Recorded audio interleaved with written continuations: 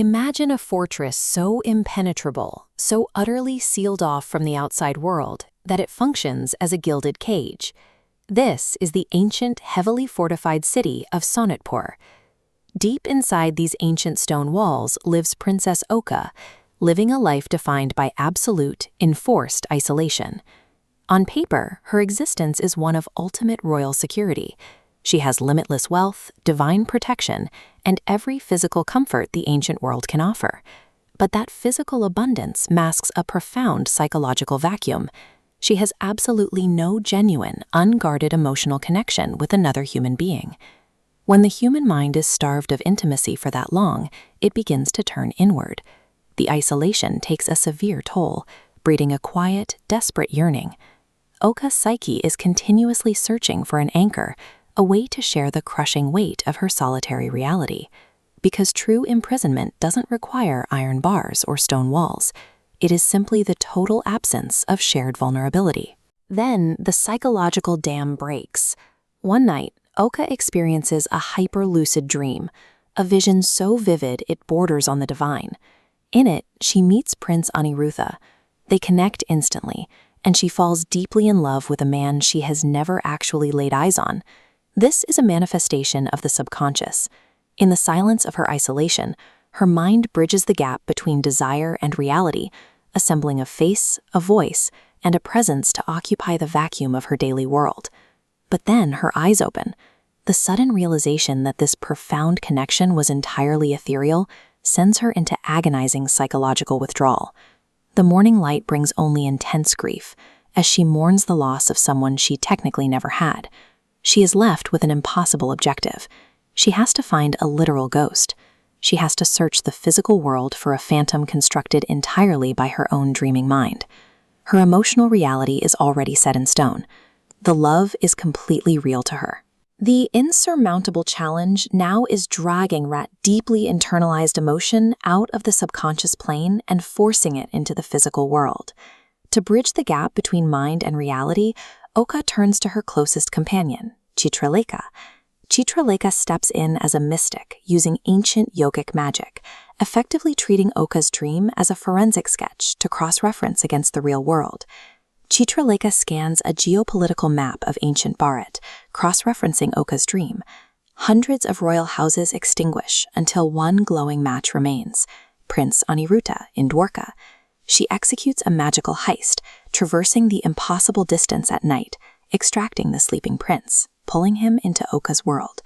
Imagine waking up from a normal sleep, entirely disoriented, completely kidnapped, and finding yourself in a foreign palace. The narrative dynamic suddenly shifts.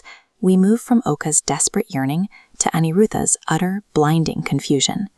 Metaphysical magic can bend space and time to provide physical proximity, but it cannot artificially generate human emotion.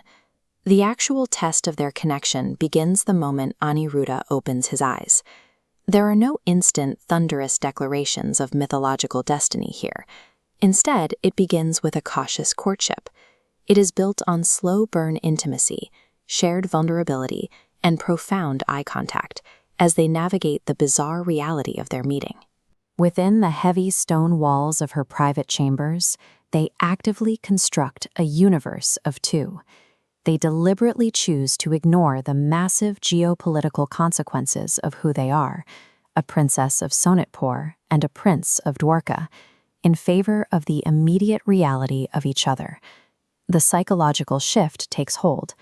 What started as an abstract, untouchable subconscious fantasy steadily solidifies into a deeply physical, sensual, and tangible reality. The ghost from the dream becomes a warm, breathing presence in the room. Inside the chamber, the romance is delicate, quiet, and whispered.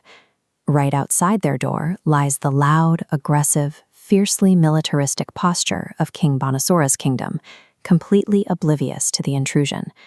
Their hidden sanctuary stands in direct opposition to the world outside, a world governed by strategic, cold alliances. Within these walls, they prioritize a personal connection that the ancient political order never intended for them to have.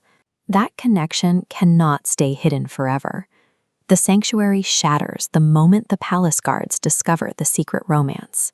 The alarms sound, and King Banasura is alerted to the unknown prince in his daughter's chambers. Banasura's ensuing fury is rooted in injured patriarchal ego. An unsanctioned man has breached his impenetrable fortress, representing a loss of absolute control over his domain and his daughter. The physical consequence of this discovery is brutal. A fierce battle tears through the palace halls. Despite fighting fiercely, Aniruddha is ultimately pinned down and captured by Banasura using the inescapable Nagapasha weapon, a binding mesh of ethereal serpents. What should have been a localized dispute rapidly escalates into a catastrophic cosmic war. Lord Krishna mobilizes his massive armies to rescue his grandson, Aniruddha.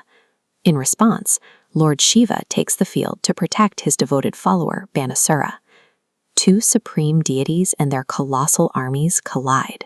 But strip away the divine spectacle, and this universe-shaking battle is the chaotic manifestation of male pride and cosmic ego, all mobilizing to crush a quiet, unsanctioned romance. The climax of the war arrives when Krishna systematically dismantles Banasura's forces. He stands victorious, weapon raised, entirely overpowering the king. But before delivering the final, fatal blow, he pauses. Lord Shiva steps in, requesting mercy for his follower. Krishna, lowering his own weapon, looks past the bruised ego and the destroyed armies and recognizes the undeniable, unifying truth of Okha and Aniruddha's connection. Defeated and spared, Banasura experiences a massive internal shift. He surrenders his fractured pride. The wrathful, controlling tyrant is humbled, transforming into a father who must finally accept the reality of his daughter's independent choice. A magnificent royal wedding follows. This public ritual takes their secret, subversive connection and weaves it permanently into the recognized social and divine order.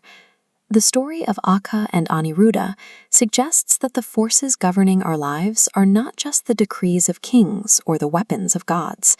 A personal, intimate connection can humble a tyrant and halt a war, even when that connection begins as nothing more than a dream.